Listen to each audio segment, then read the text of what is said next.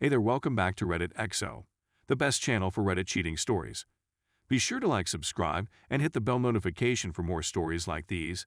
Now, let's get in the video.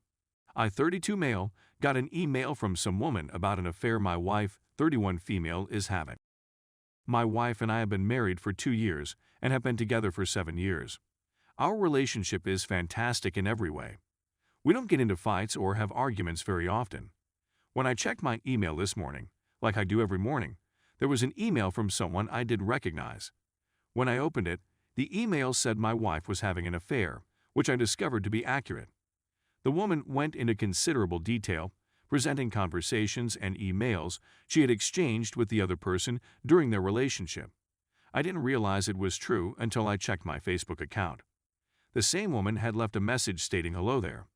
I apologize for the inconvenience, but I have some bad news for you. Please verify your email address again. After everything was said and done, it was discovered that the woman who contacted me was the wife of the guy with whom my wife is having an affair. What I'm hearing is unbelievable. This caught me completely off guard. I have no clue what occurred since our relationship was never in a horrible state to begin with. At this point, I got lost on what to do. Story 2. My 38 female, wife of 16 years cheated on me 44 male with her boss. My wife had an affair with her ex-boss, who had left the company the week before, approximately a month ago, and I found out about it. We had both planned to go to a party in the city that night and then spend the night at a nearby hotel the following morning. Because our babysitter was unable to come on time, I was compelled to stay at home with our toddler, 5 years old. She made the decision to travel alone and spend the night apart from me. After a few days of oddity, I warned her that I was uncomfortable with it before she left for work the next morning. Normally, I wouldn't have been concerned, but my spider sense was tingling from the strangeness of the previous few days. That was the end of it, as she told me that there was nothing to be worried about. I awakened with a start and a knot in the pit of my stomach about 2:15 a.m. I couldn't sleep after that. Even though she just turned off her phone's location service, which should have served as a huge red signal, I didn't pay attention to it since I didn't believe it was significant at the time, so I checked it anyway. She turned it back on, and I could see that she was at an apartment complex that was a long way away from the celebration. She remained till 9 o'clock in the morning. When she returned home, I confronted her, and after a few half-hearted denials, she finally admitted that she had done it. There had been some groping and slash or oral earlier in the week, but it wasn't a drunken moment of weakness. She'd been thinking about it and prepared for it for a few weeks before she finally succumbed to her desires. She was well aware of what she was doing and seemed to be unconcerned about the consequences for the rest of the family. The ups and downs of our relationship have been many, and I haven't always been the finest husband, but I've never been unfaithful to her, and I admire her as a result. I feel that we were capable of overcoming whatever obstacles came in the process. According to what I can tell, she was looking for a quick escape from a husband and children who she believed were stifling her with their presence. It was a chance to go on a new and more exciting journey. It turns out that her ex-boss was just looking for a little bit more to supplement his income on the side. Despite the fact that she was still clothed in her evening gown, he compelled her to do the 9 a.m. walk of shame back to her hotel by herself, despite her protests. Oops. When she finally admitted to me that she had been unfaithful, she expressed regret and said that she wanted to continue her relationship with me. There's a chance her ex-boss would try to recruit her to work for him at his new company. She's really talented in her field, and I think his motivations would be more financial than she's not his type after all. I reassured her that this was not going to take place. She couldn't be with me while still working for the man with whom she had broken her engagement vows. I informed her that she needed to call her former supervisor and inform him that they were no longer able to speak with one another, and I wanted to hear her say it to him. She objected rather vehemently. The new role, assuming it comes to fruition, would represent a significant career boost for her. Turning it down would be a significant sacrifice, so I could understand some of the hesitancy. She asked if I could think about it for a day or two. She walked over to her mother's place for a few hours and returned to tell me that she'd chosen to make the call and forego the job chance. What she didn't realize was that I have access to her call logs since I got the phone bills. I could tell she'd spent an hour talking to her employer on her way to her mother's house. I didn't tell her I knew and had her contact her employer. She told him it was a major mistake and that they needed to break off all connection. He replied he understood and would respect her desires.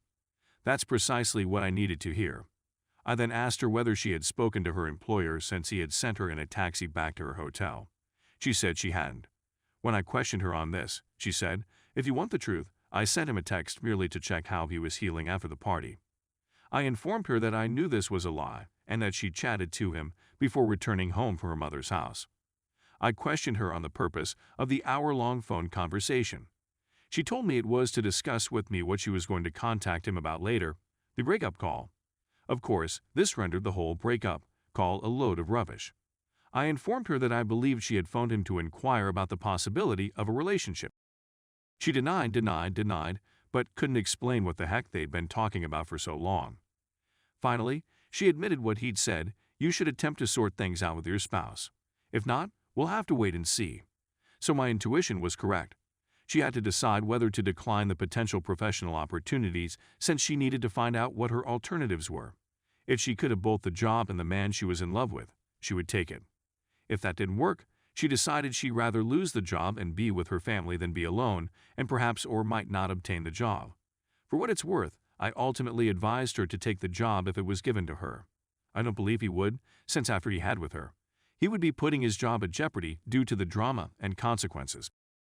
My wife had an affair with her ex-boss, who had left the company the week before, approximately a month ago, and I was unaware of it. We had both planned to go to a party in the city that night and then spend the night at a hotel nearby. Because our babysitter was unable to come on time, I was compelled to stay at home with our son 5 years old. She had made the decision to travel on her own and spend the night away from home. I told her I wasn't comfortable with it before she left for work the next morning.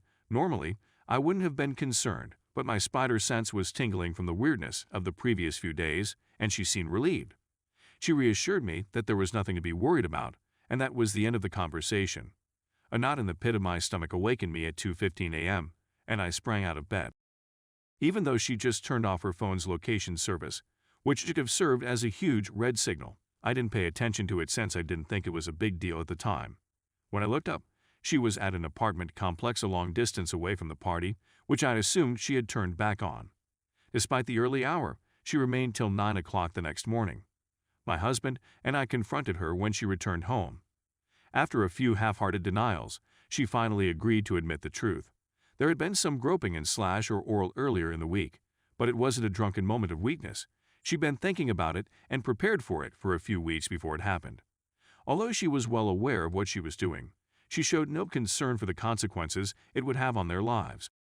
The ups and downs of our relationship have been many, and I haven't always been the most supportive and understanding spouse. But I've never been unfaithful to her, and I really care about her well-being. It is my opinion that we could have overcome the difficulties that emerged. Her appearance suggests that she was looking for a quick escape from a husband and children who she believed were strangling her in their own homes. It represented a chance to go on a new and more exciting journey. It turns out that her ex-boss was just looking for a little more money to supplement his income. Despite the fact that she was still clothed in her evening gown, he compelled her to do the 9 a.m. walk of shame back to her hotel by herself, despite her protestations. Hoops. As soon as she admitted to me that she had been unfaithful, she informed me that she had made a mistake and that she wanted to continue in my relationship with her. If her ex-boss finds out about her new job, he may try to hire her for the company where he now works. She's really talented in her field, and I presume his motivations would be more financial then. She's not his type. I reassured her that this was not going to occur. This woman couldn't coexist in the same space as me while working for the man with whom she had broken her vows. When I informed her that she needed to call her former supervisor and inform him that they were no longer able to connect, she expressed interest in hearing what she had to say.